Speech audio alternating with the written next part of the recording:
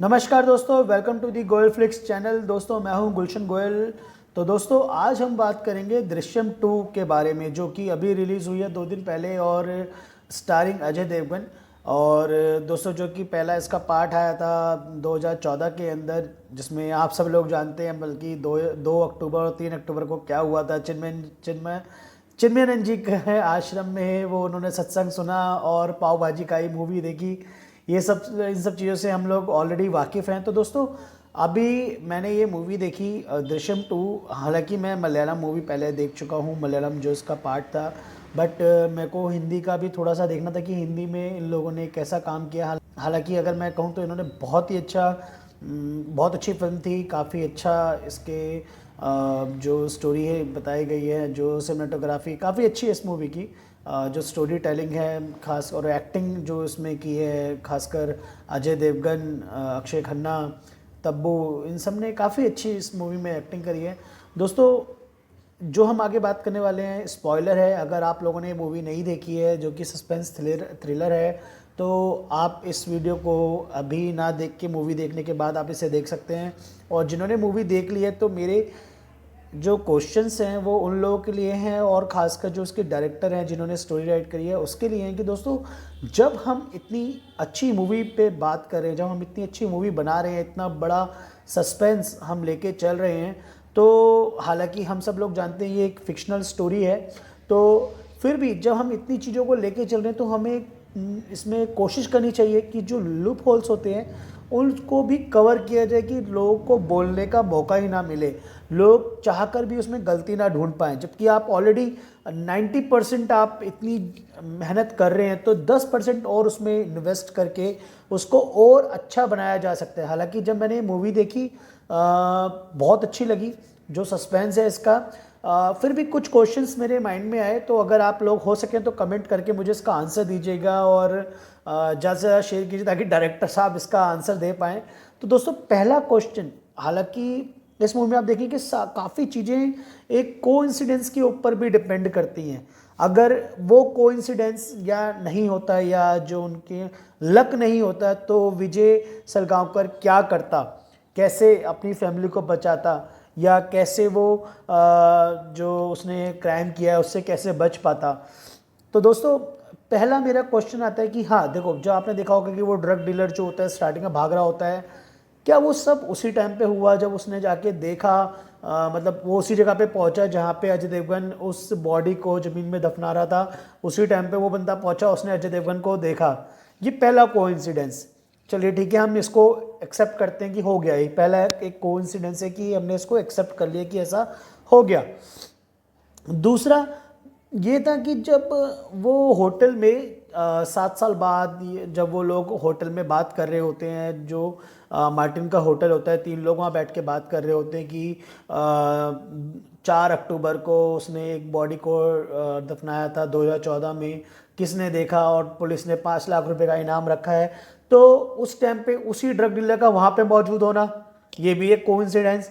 चलो हम इसको भी एक्सेप्ट कर लेते हैं, समझ में आता है, ठीक है। अब उसके बाद आपने एक चीज़ नोट करी होगी कि अजय देवगन कहते हैं, मतलब जो सौरभ शुक्ला है उसमें मुराद अली का जिन्होंने रोल करा है, वो कहते हैं कि उसको एंडिंग पसंद नहीं थी, अगर बॉडी मिल जाती है तो आगे की कार्रवाई क्या होती है। तो मुराद अली की, यानी कि सौरभ शुक्ला की, पुलिस में जान पहचान होना और सारी इन्फॉर्मेशन को कलेक्ट करना, वो एक अलग कोइंसिडेंस।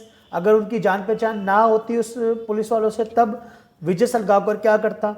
एक हमारे पास ये क्वेश्चन आता है। तो 3 यहाँ पे मेरे पॉइंट्स यहाँ पे आ गए। चौथा पॉइंट ये आता है कि जब विजय सलगांवकर ने वहाँ पे बॉडी को, जो चर्च में वहाँ पे जो बॉडी को दफना रखा था, उस जिसको वो बेटी की शादी के लिए पैसे देता है, उस बंदे से जान पहचान होने के बाद भी उसने वहाँ से वो बॉडी को ले लिया, ठीक है। उस बॉडी को लाके अपने जो उसका मिराज केबल का जो ऑफिस था वहाँ पे उसको अंदर टेबल के नीचे उसको रखा हुआ था। उसके कुछ टाइम बाद ही वो सब कोइंसिडेंस, ड्रग डीलर वाला, होटल वाला होना, और उसका पुलिस को बताना कि पुलिस स्टेशन के अंदर ही वो बॉडी है, कुछ टाइम बाद ही, अगर ये इस सब चीज़ों में बहुत टाइम लग जाता, अगर वो बॉडी इतनी जल्दी ना मिल पाती तो जो अजय देवगन ने उस बंदे से इतनी जान पहचान करके, इतनी मेहनत करके वो जो वहाँ से बॉडी ली है, वो स्केलेटन जो उसने वहाँ से लिया है, वो कब तक उसको अपने पास रखता, कब वो टाइम आता। चलिए हम इसको एक बात और इसको लेके चलते कि उसने एक अपनी सेफ्टी के लिए उसको रख लिया, नहीं मिलती है बॉडी तो अच्छा होता, मिल गई तो उसने अपने आप को एक सेफर साइड के लिए उसने कर लिया, लेकिन कितने टाइम तक वो रख सकता था, ये भी तो होता है।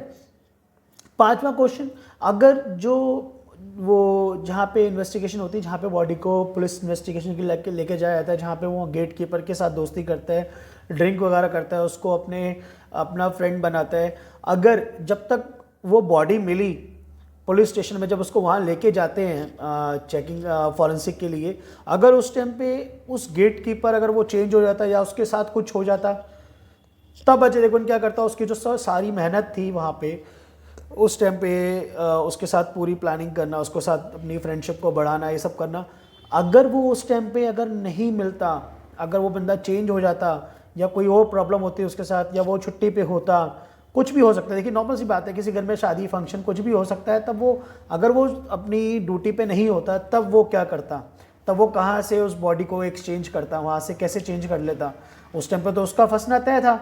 ये एक अलग उसके लक के ऊपर बात डिपेंड होगी। और हाँ दोस्तों, एक छठा क्वेश्चन, अगर आप लोगों ने गौर किया होगा कि उसकी बीवी ने, जो विजय सगांवकर की बीवी है, उसने जेनी से कन्फेस किया कि अगले दिन ही अजय देवगन ने, विजय ने उस बॉडी को कहीं और शिफ्ट कर दिया या दफना दिया, बॉडी को ठिकाने लगा दिया। अब आप मुझे ये बताइए कि उस रिकॉर्डिंग को जो उसने पुलिस के सामने सुनाई थी और जो विजय सलगांवकर को अक्षय तब्बू ने सुनाई थी, वो रिकॉर्डिंग कोर्ट में क्यों नहीं पेश हुई? वहाँ पे अगर वो कोर्ट पे पेश होती तो जज उसके बाद पूछ सकता था कि आपकी बीवी ये क्यों बोल रही है। तो ये मेरे कुछ क्वेश्चंस इस मूवी को देख के सामने आए।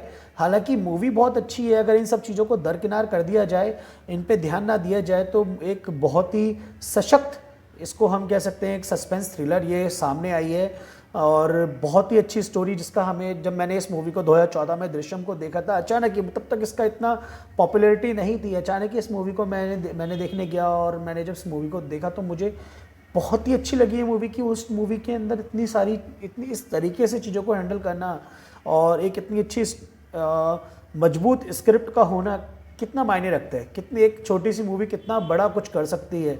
और ऐसी मूवी बहुत कम बनती है जो हमें सोचने पर मजबूर कर देती हैं। तो दोस्तों, जब हम सेकंड पार्ट पे बात करते हैं ना, तो सेकंड पार्ट हमें, जब पहली मूवी जो बनी होती है ना, जो पहला लेवल होता है उससे एक लेवल अप जाना चाहिए।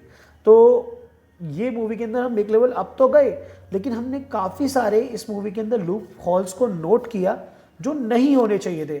अगर डायरेक्टर साहब इस मूवी के उन लूप हॉल्स के ऊपर बात करते या उसको किसी तरह क्लियर करते, तो हमें और इस मूवी में मज़ा आता कि हाँ, इसमें हमारे लिए कोई डाउट नहीं था।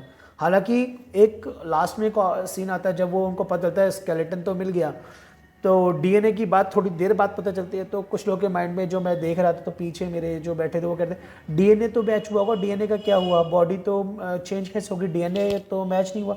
तभी डीएनए का भी पता चला कि उन्होंने बॉडी को चेंज किया था, इसलिए डीएनए मैच नहीं हुआ। जब आपने ये पता है, आप लोगों के माइंड में ये क्वेश्चन आएंगे, तो आपने उस चीज़ को हैंडल किया। जैसे बिल्स वाली बात, अगर कोई नॉर्मली इतना ज़्यादा ध्यान नहीं देता, बस ये होता है कि भाई उसने बुक पब्लिश कराई है मुराद अली के नाम पे, तो इतना ध्यान नहीं होता, बट उन्होंने उस चीज़ को भी क्लियर करा कि बिल्स किसके नाम पे हैं, जो उन्होंने पेमेंट्स करी, ट्रांजेक्शन्स करी हैं, वो किसके नाम पे हैं, जो विजय ने राइटर को पेमेंट दी है मुराद अली को।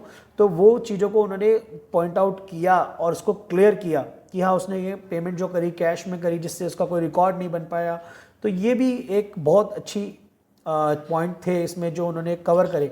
हालांकि ये पॉइंट्स और क्लियर होते ना, तो दोस्तों काफ़ी और मज़ा आता। तो आप अपना पॉइंट ऑफ व्यू मुझे बताइए कि आपको कैसी लगी ये मूवी, और आपने भी ये चीज़ें नोट करी नहीं करी। अगर आपके पास इस चीज़ को लेके कोई थ्योरी है अपनी, तो उसको प्लीज़ कमेंट में मेंशन करके प्लीज़ क्लियर करें, ताकि और लोग जो देखने जाए उनको भी उनके डाउट्स क्लियर हो जाएं कि हाँ, ऐसा सही बात है कि हाँ, हो सकता है शायद इसलिए ऐसा हुआ हो।